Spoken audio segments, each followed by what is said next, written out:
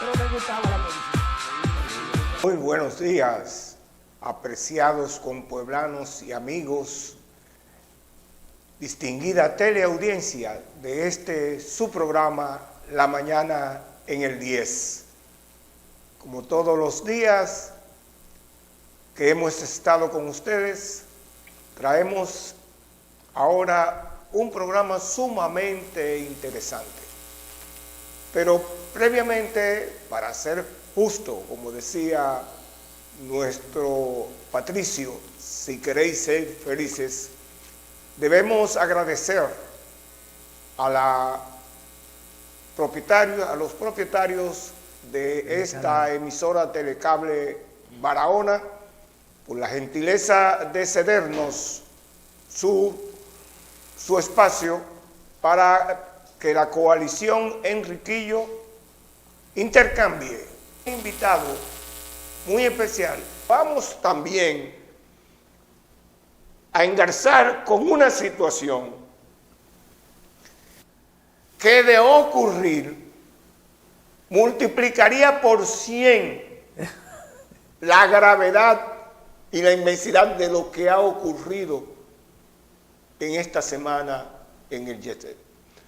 Nosotros nos referimos a la presa de Monte Grande, que va a almacenar alrededor entre 350 a 400 millones de metros cúbicos de agua, y que sin siquiera haber sido probada, ni mucho menos entregada, es decir, no ha iniciado su operación, ya ha empezado a evidenciar anomalías en su comportamiento.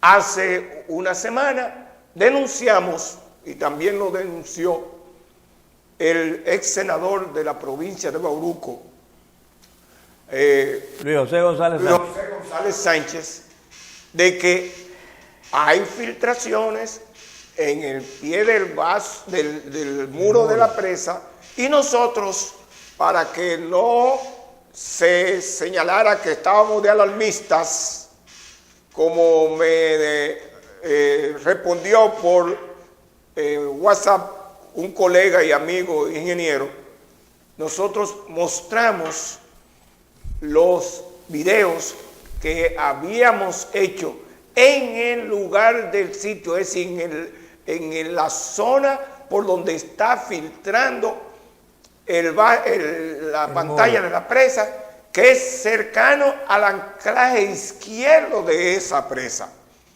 Entonces, vamos a conversar con Camilo Curi, por eso lo invitamos, porque Camilo estuvo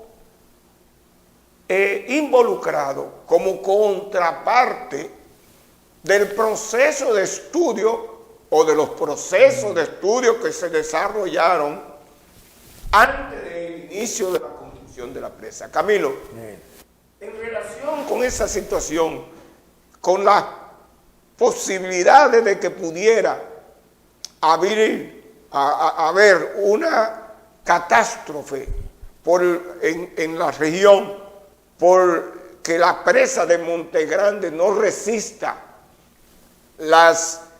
los empujes de agua, o porque la filtración le corroa tanto la base de la pantalla de la presa que la presa colapse totalmente.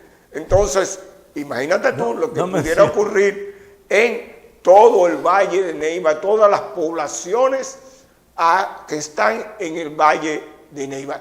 ¿Qué tú nos puedes decir en relación a ese proceso que tú viviste y las cosas que se advirtieron y que se identificaron que también hacían que la presa o no se construyera en ese lugar o tuviera que tener medidas extremas para poder hacerse? ¿Qué tú dices, Camilo? En el 72, ¿verdad? La empresa Ital Consult, unos consultores italianos, sí, que también tienen una sucursal en Argentina. Y ahí hicieron varios trabajos aquí en República Vinieron a Dominicana. hacer el estudio En eso hicimos también pruebas del fondo de la Laguna de Cabral, porque sí, en el proyecto se incluía la Laguna de Cabral como un contraembalse después que se generara y administrar el agua de ahí para abajo, ¿no? En eso yo trabajé en eso, pero el director del INDRI en ese entonces, el ingeniero Rodríguez Gallar, muy buen profesor, muy profesor. No, extraordinario, hombre. Contrató 2 doctores geólogos individualmente, no los contrató juntos, individualmente. Uno era de Berkeley y otro era los dos eran californianos, pero de diferentes instituciones. Y los dos opinaron por separado, en informes separados, que esa geología de constitución, la constitución de esos suelos, de esa geología, no era propia para un embalse. Primero era Cerro Los Pasitos, Quitacoraza, Monte Grande, y todavía en Monte Grande ahí se seguía estudiando, que te voy a decir más tarde, porque ellos dijeron que de construirse un embalse ahí, tenía que ser con un muro no mayor de 25 metros, ¿verdad?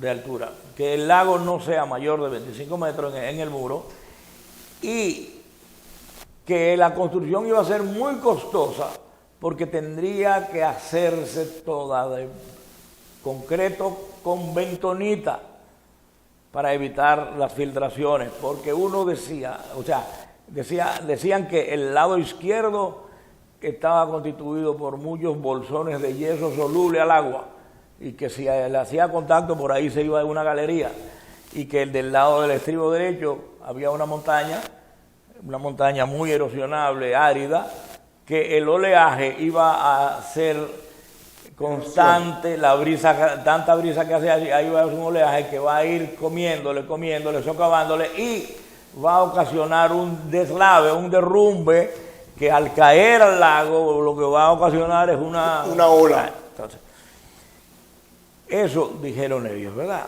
Bueno, yo me mantuve durante todo el proceso, el obispo Rafael Felipe, y yo le decía: padre, hay que tener cuidado, mire lo que dicen estos geólogos, hay que tener cuidado. Bueno, un grupo de ingenieros, el que Penece Fuye, hicieron, yo fui con ellos, perforaciones, ¿verdad? Y opinaron que el único lugar que había más o menos bueno, que no tenía esa facilidad de disolución, era allá donde está en Villarpando, donde está el muro por ahí. Iba a ser un muro muy largo y iba a inundar más tierra, unas tierras muy fértiles que hay ahí, que se llaman varias de San Juan, muy buenas, llanuras. Bueno, ya cuando empieza y se contrata con Andrade Gutiérrez, en Andrade había un ingeniero brasileño que trabajó junto con mi hija Alicinet en las presas reparando las... ¿La presa de Sabanayegua? No, los otros. Ella trabajó en Sabanayegua también, pero... Sabaneta. La otra, las de San Cristóbal, ¿cómo es? Higüey, Aguacate y eso. Ella trabajó ahí. Después que culminaron los trabajos, Andrade Gutiérrez la traslada a Monte Grande y ella renunció. Ella dijo que ella no iba a trabajar más en Monte, que ella es arquitecta, que ella no Monte. Bueno, ok, pero yo sigo con mi amistad con él y yo siempre le he advertido el problema de la geología y la calidad de las rocas. Él me decía: no, Camilo, vamos. Bueno, ok, en una ocasión ya últimamente, hace pocos años, yo venía de Santo Domingo y lo llamo y le digo: mira, voy a entrar. Ay, sí, venga, que le tengo una sorpresa que le va a gustar mucho. Le va a dar satisfacción, pero no es de buen agrado. Y cuando entro a su escritorio, él me tiene 2 probetas enormes con muchas, Muchos sedimentos. roca, pedazos de roca. Ah, Pedazos de roca del río. Mire, don Camilo, le guardo esto para admitir lo que usted dice. Mire, y me lo echaba en la probeta, y eso parecía que era azúcar o sal. eran pedazos de Pedazos, yeso, roca de la que habían roca sacado. del río, donde se va a fundar, donde el lago. Sí, Mire, y eso hacía así, mira, y yo varias, y eso así. Se diluyó. Ellas diluidas. Le digo, ajá, Andra, ¿qué es la solución ahora? Me dice, bueno, al muro le vamos a hacer, estamos perforando a 50 metros, vamos a hacer con bentonita y cemento en el muro. Digo, ajá, y el resto de la presa, el vaso entero y el fondo, ¿qué? Bueno, hay una solución, una iniciativa que es con membranas asfálticas para evitar la filtración. Perdón, Digo, entero. Perdón, Camilo, que Entero. Perdón, Camilo, que Esa te fue mi pregunta interrumpa. entera. Perdón, Camilo, que te interrumpa. Sí. Para avalar la veracidad de lo que tú estás diciendo. Porque originalmente esa presa, a construir en tierra, puede ser una piedra que se llama la presa de tierra, que es la que cuando hay ese espacio tan grande se acostumbra a construir para mejor aprovechamiento. Entonces, originalmente la presa era solo de tierra, bien compactado, Sí. y que existía la calidad en la zona, según los avalados geólogos dominicanos, y así se comenzó el diseño y así era que se iba a hacer. Pero, en buena la primera, el contratista plantea que esa presa hay que ponerle Concreto. un núcleo asfáltico para garantizar la total impermeabilización de la pantalla. Y que eso multiplicó por varias veces lo que era el costo original que iba a tener la presa. Entonces, es lo que te había dicho, pues ese ingeniero, y avalamos entonces lo que tú estás diciendo. Bueno, pues entonces, Tú decías que el núcleo asfáltico se iba a extender en todo el muro de la mi presa. pregunta fue, Sí. o sea, cuando él me habla a mí de la membrana asfáltica, yo le digo, bueno, pero entonces, o sea, eso es en el muro o en el frente, ¿verdad? Ajá, y los laterales y el fondo de ese lago, un lago inmenso que va a estar sujeto a ese enorme peso del agua y a los movimientos. Me dice, no, que vamos, digo, eso es peligroso, porque recuérdate lo que te he dicho siempre, que los estudios dijeron que la formación geológica no resiste agua y que eso es muy erosionable y que deshace, bueno, que no era roca intemperizada. Sí. Bueno, ok.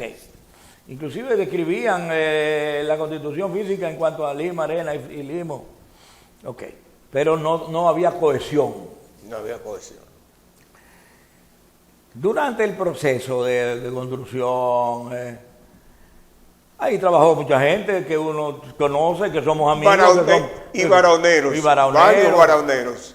Hubo varias fallas, como por ejemplo en una de las partes de concreto que pusieron adicional, que eso se hizo adicionalmente de concreto conocido por qué. Sí. Presentó una grieta, y el subcontratista, que era un todopoderoso, porque es bueno decir ahí que la presa, el contrato era para Andrade Gutiérrez, pero ese poderoso subcontrató todo el resto de las obras, Sí, o sea, señor. todas las obras, la ejecutó él. La limpieza del vaso, el traslado de Todo materiales. el movimiento de tierra. Todo el movimiento de tierra. Las mezclas de concreto, toda Todo la obra eso, civil. y eso se sabe.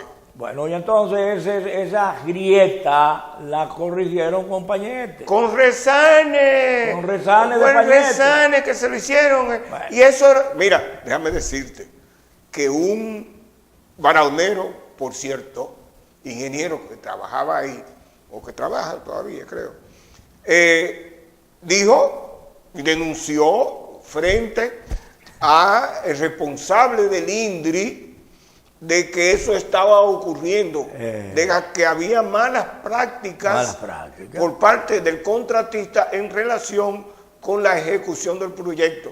Tú no sabes qué pasó, qué le pasó a ese colega.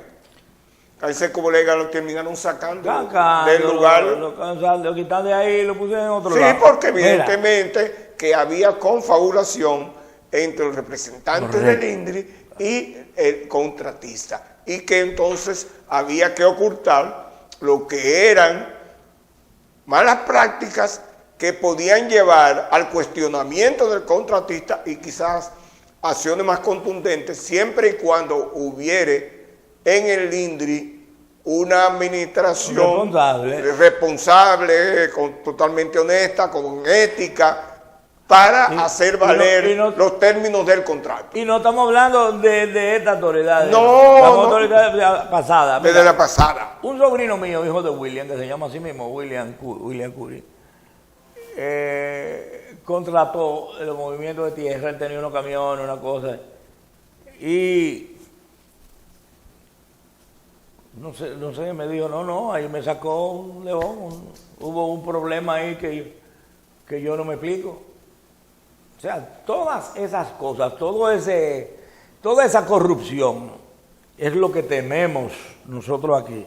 Y no es que estamos ni en contra de este gobierno, ni en contra de...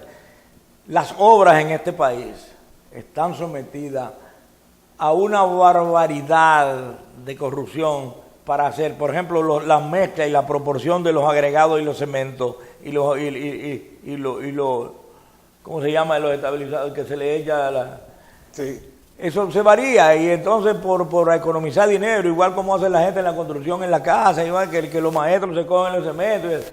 Entonces, nosotros lo que pedimos es una responsabilidad que asuma el gobierno, el INDRI, en base a sus instituciones, que asuma responsablemente esto y que revise que se le haga y que contrate una firma por allá, que evalúe y audite esa obra, una auditoría de esa obra, que diga, sí, aquí no se puede, esto tiene una falla aquí, esto hay que... Bien, Camilo, y si se corrige. Eso, si has leído nuestras declaraciones en relación con el problema, es de la propuesta que nosotros hemos hecho de que se convoque, de que el gobierno dominicano asuma la responsabilidad, porque es responsable, él fue el que contrató al contratista, entonces asuma la responsabilidad de acudir a la Comisión Internacional de Grandes Presas, que es la autoridad mundial en la materia,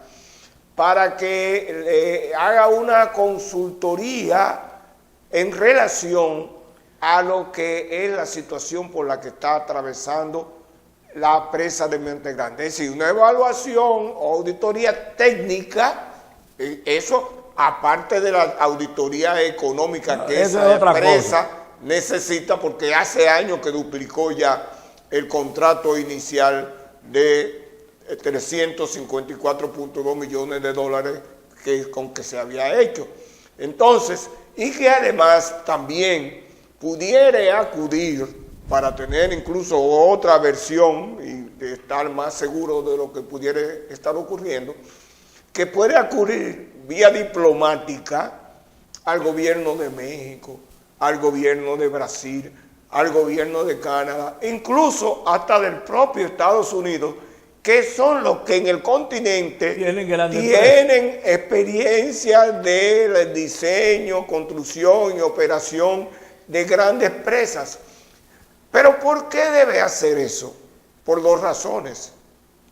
Una, porque hay mayores tecnologías, hay mayor experiencia por un lado, es decir, la capacidad es mayor de poder detectar la realidad.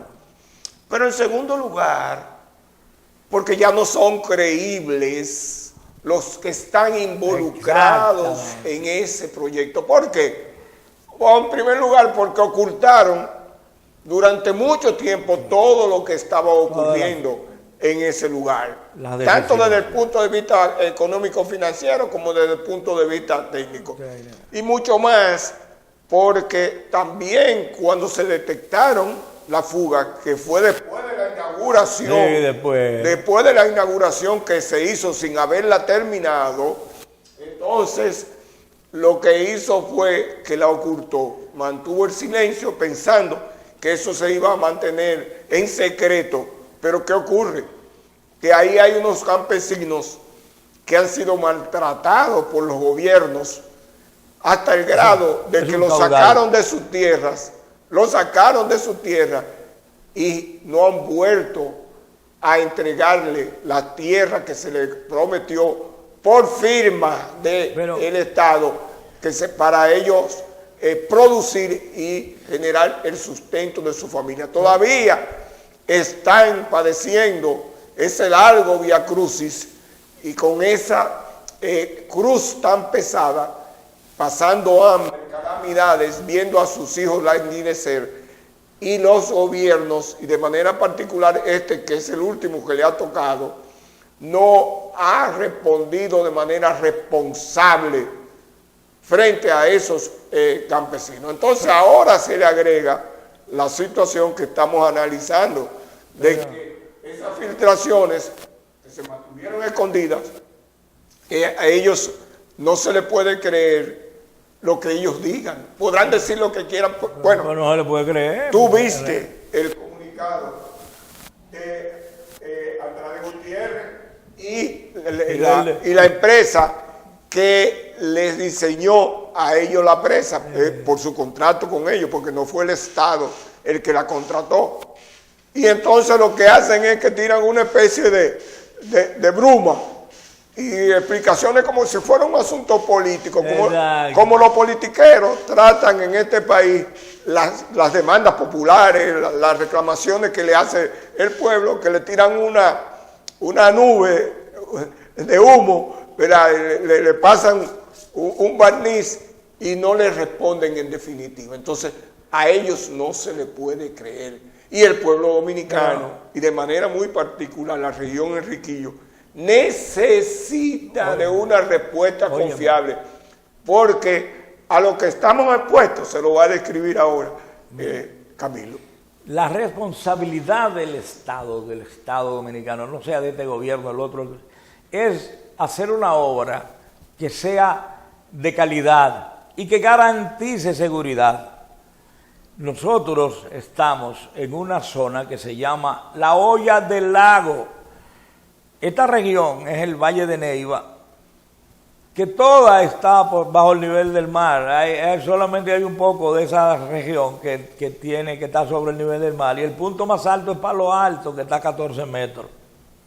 Entonces, de ocurrir una catástrofe de agua como esa, que eso es el colapso de un muro, de una presa, eso no tiene madre, eso es algo que la gente no se imagina. La gente ha visto las imágenes de los tsunamis. Pero es peor todavía. Es de lenta, esta no, esta es violenta. Esta es peor, esta es violenta. Esto es una masa de agua de enormes proporciones que se desplaza a velocidad extraordinaria, que desaloja una masa de aire, que ese aire que pone en movimiento es casi un huracán. Entonces, esa velocidad que toma desde esa altura que está la presa hasta acá abajo, viene arrasando con todo. No hay una sola población del valle que se salve. Por encima de los 150 metros. Podría Barahona, en la parte alta, no llega porque ya ahí ella va con menos velocidad. Pero hay una cosa, la parte del valle va a quedar inundada porque el valle no tiene salida. Pero de Barahona tú puedes hablar de lo que son todas las zonas de la boca del río, todas las zonas de las salinas del Batey Central. Todo eso se va. Y entonces coge de ahí hacia abajo. Y eso de Habanero. Mira, nosotros creo que está exento hasta el parque. Creo que hasta el parque. Posiblemente. Pero óyeme algo. Después que esa cosa se así acaba con todas las poblaciones. El agua hace así y se divide en dos, una para allá para el lago y otra para el mar. La que va al mar empuja al mar así hasta que pasó, ¿verdad? Y de allá para acá viene el mar ¿con qué? Con un tsunami a ocupar su sitio que tenía. Entonces ese tsunami va a seguir rellenando. Esa agua no va a salir de ahí a menos que sea por evaporación, como ocurrió originalmente. Ojalá la gente, es más, yo que he hablado con la gente de Tamayo, antes de ayer estuve en el Banco Agrícola y un muchacho de Tamayo me dice, mira, mi hermana es de la autoridad de riego, de esa cosa que hay ahora, que la gente, los agricultores. Sí. Y hay un problema mayor todavía. ¿Cuál? ¿Qué pasa después de las filtraciones? Las compuertas de la presa, si hay que abrirla de emergencia, en una emergencia que hay, las compuertas no abren, están trancadas. ¿Cómo tú me vas a decir una cosa igual? No abren. Mira, el consorcio está pasando sequía, no está regando la suficiente, no tienen la cantidad, el caudal que necesitan para regar su campo, no lo tienen, y nosotros estamos padeciendo sequía en el valle, precisamente porque el agua, la responsabilidad del INDRI es cuando el río está flojo, abrir un poco las compuertas y usar esa agua porque la tiran al río. Díganme ustedes, qué catástrofe de magnitud inimaginable, que de ocurrir una vaguada de esas múltiples que ocurren aquí. Una gran avenida de esas. Una gran avenida que son 3 presas que hay, ¿verdad? Sabaneta, ahí la sueltan porque va a acabar con Sabaneta. Sabana Yegua la sueltan. Sabana Yegua. Sabana Yegua la sueltan, y entonces Monte Grande va a recibir todo eso. ¿Con qué? Si no hay cómo abrirla. Sí, porque, perdón, Camilo. Porque con la apertura gradual de las compuertas, el agua se va desaguando. Porque se sepa que Monte Grande actúa como contraembalse de todo el sistema. Porque ese es un sistema que... Es un sistema. Y así va a tener que ser operado como un sistema. Es un contraembalse de aquello. Es un contraembalse. Y quizás podamos tener posteriormente también un contraembalse en la laguna de Cabral, que habrá que rehabilitar, porque eso está, los canales, eso sí, para convertirla también en un contraembalse y tener un mayor control de toda ese caudal de agua que bajaría por los canales que se deben construir y que ni siquiera están todavía contratados en su diseño. No sé quién me opinó como que habían ya abierto las licitaciones para el diseño. Hace 4 años que vienen haciéndolo. Bueno, entonces, mira, para mí no importa que no hayan hecho los canales ahora. A mí lo que me interesa es que haya seguridad de ese muro y que no estemos expuestos a un colapso de ese muro, porque eso es una barbarie. Eso va a desaparecer, esa región Enriquillo se va entera. Bueno, tal vez Duvergé, la parte alta de Duvergé y la de Neiva, pero es una barbaridad. Vámonos ahora hacia el lago, por los dos lados, ¿verdad? Vámonos por el lado derecho y por el lado izquierdo, es decir, por el sur y por el norte. Si es por el sur, Cachón, Cabral, Lalita, Salina, Cristóbal, todo eso se va. Mella, todo eso, o sea, Duvergé queda un poquito más alto, ¿entiendes? Pero no hay total garantía de que el agua no llegue hasta Duvergé. Exacto. Y siguiendo hacia allá, quizá la Baitoa, que está un poco más alto. Pero fíjate ¿por qué va a llegar? Oye, ¿por qué va a llegar? Tal vez no llegue con el ímpetu de la velocidad, pero llega cuando el otro venga. O sea, cuando venga el tsunami, ¿verdad? Va a llenar, porque la altura de la salida del valle está mucho más alta que eso no tiene madre. Claro. A 60 metros. Claro. A 60 metros. Exactamente. Entonces, yo te digo a ti, Leo, mi preocupación es, y el concepto que tengo de estos funcionarios es que son unos indolentes. ¿Cómo van a exponer una población a una situación así? Trabajen, es más, y para evaluarla, en realidad ellos la pueden evaluar, primero la evaluación llena y con las filtraciones, pero después para corregirla hay que desaguarla. Pero tú tienes que tener... Pero el consorcio llevó 2 grúas. para levantar la Tuvieron compuerta. que usar grúa para poder levantar. Me parece Entonces, que todavía no se ha resuelto ese problema.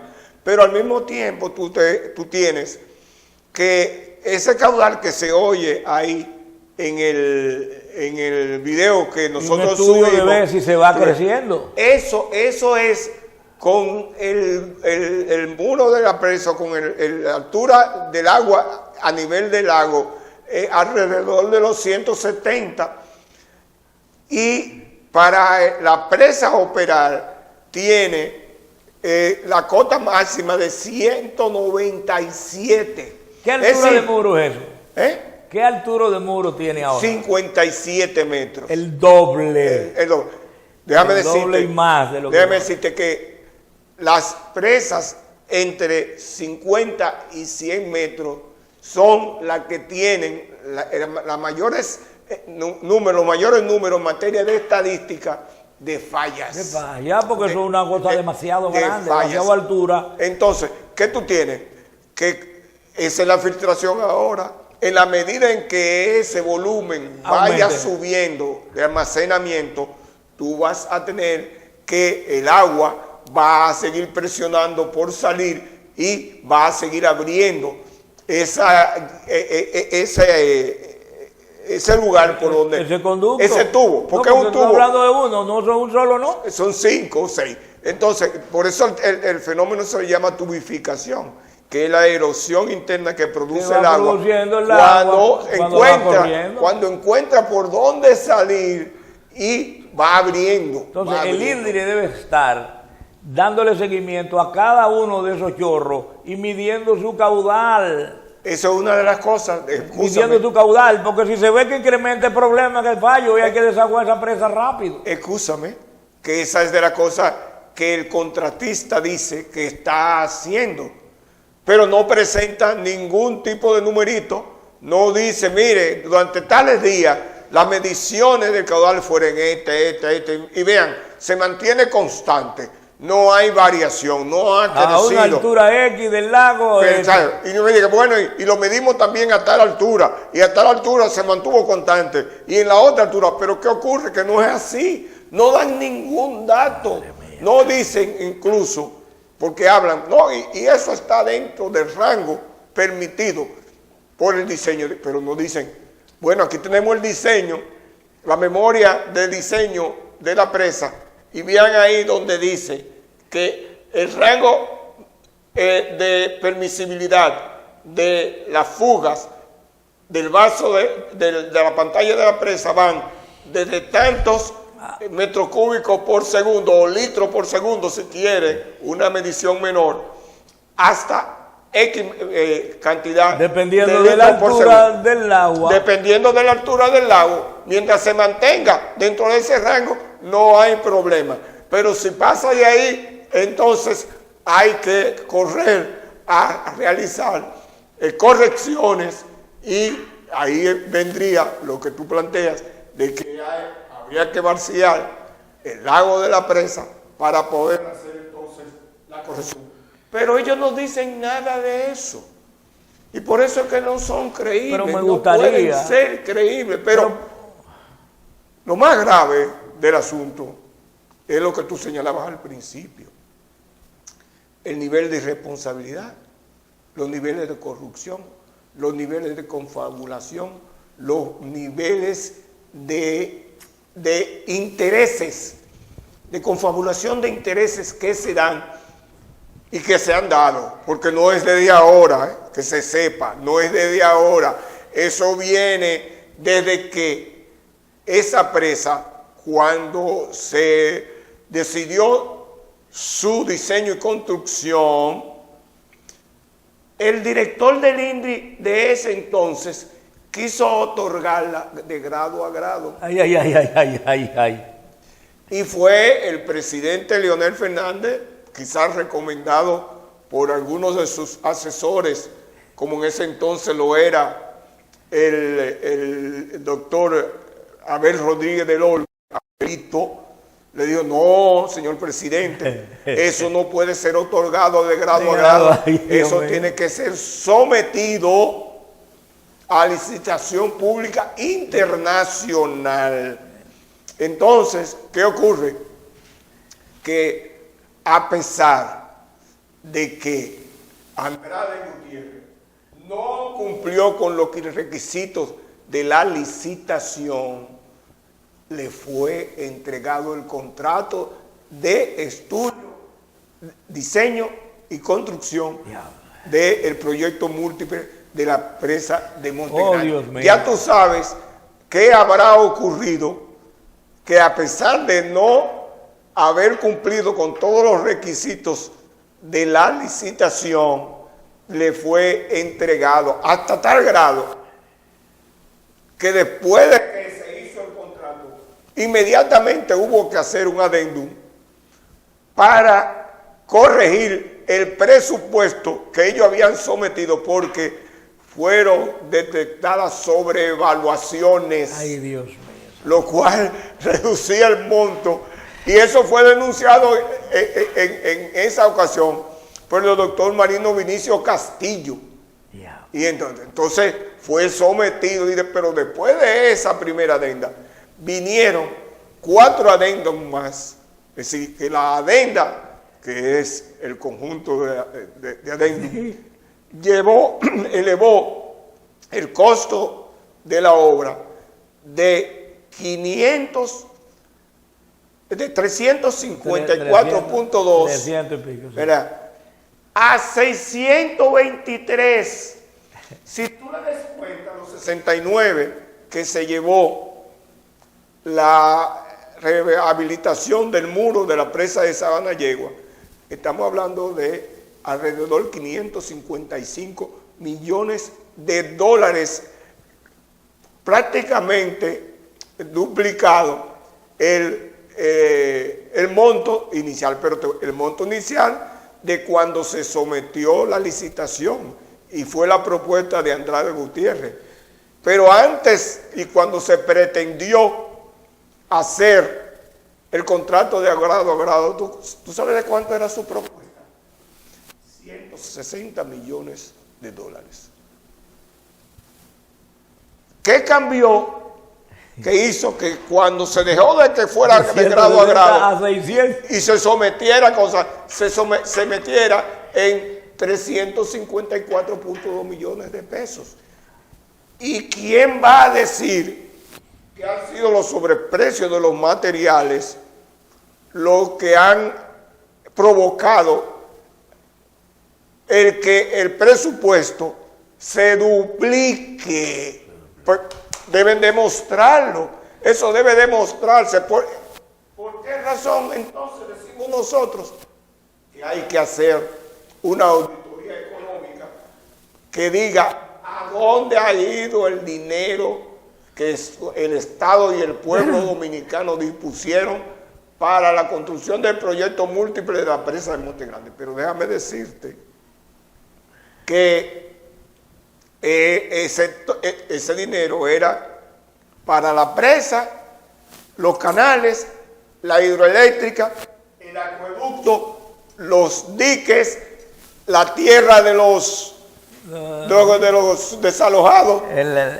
Pero la presa nada más se llevó el presupuesto original y llegó hasta 623.4 millones de dólares. Pero ahora aparece también que se está buscando otra cantidad de dinero equivalente a unos 330 millones de dólares para el diseño y construcción de los canales de riego. Es decir, que esta presa, a pesar de que constituye una gran esperanza para ponerle fin al hambre, al desempleo, a la miseria, al atraso de nuestra región, se está convirtiendo en un dolor de cabeza. Y ya no solamente sería un dolor de cabeza para nuestra región, sino que pudiera convertirse en una tragedia nacional, mundial, porque quizás no sobrepasemos las pérdidas que hubo durante el colapso de una presa que ocurrió en Yanquan, en China, en 1975, que es el desastre más grande producido por el colapso de una presa, donde murieron entre 100.000 y 230.000 personas y arrasó 6.8 millones de viviendas. Claro, nosotros no tenemos tantos habitantes en el Valle de Neiva como tiene China, que es como un hormiguero. Ay, Dios mío. Pero, como tú dijiste hace un rato, de ocurrir una desgracia de esa naturaleza, que esa pantalla de esa presa colapse por el descuido, la indolencia, la corrupción, la complicidad con que funcionarios de este y de otro gobierno han actuado con relación a esa presa, es una cosa que hay que alertarlo y hay que advertirlo, porque mira cómo ocurre esta desgracia precisamente por descuido, por irresponsabilidad, por indolencia, por abuso, que ha estado ocurriendo también con la presa de Monte Grande. Imagínate tú, visualízalo, ¿qué pudiera ocurrir? Ay, Dios mío, yo no me quiero imaginar una vaina igual. Mira, Leo, lo que hay que pedirle al Estado dominicano que tome acciones en este asunto, que busque la asesoría correcta para corregir y darnos a nosotros seguridad. Ya yo creo que, porque uno no hacemos nada con que se robaron, se lo robaron. El problema es la vida de toda esa gente que está allá abajo. Oye, y la pérdida de toda esa área cultivable, porque eso va a ser un mar otra vez. No, vamos. Eso era un mar y puede vamos ser. a repetirlo. El gobierno, y atención señor presidente de la República, tiene la responsabilidad frente a esta situación y tiene que asumirla y no la puede rehuir, porque después las excusas no corrigen Caiga quien caiga. ni compensan el daño, la pérdida de vida como ha ocurrido y está padeciendo el pueblo dominicano hoy en día las consecuencias de ese descuido. Es el Estado el responsable. Y como dirían los cristianos, frente a esa situación, que Dios meta sus manos. Exacto. Y que nos proteja. No ocurra lo que pudiera ocurrir. Muchísimas gracias y que pasen Pasen buen día. Pero me gustaba la policía.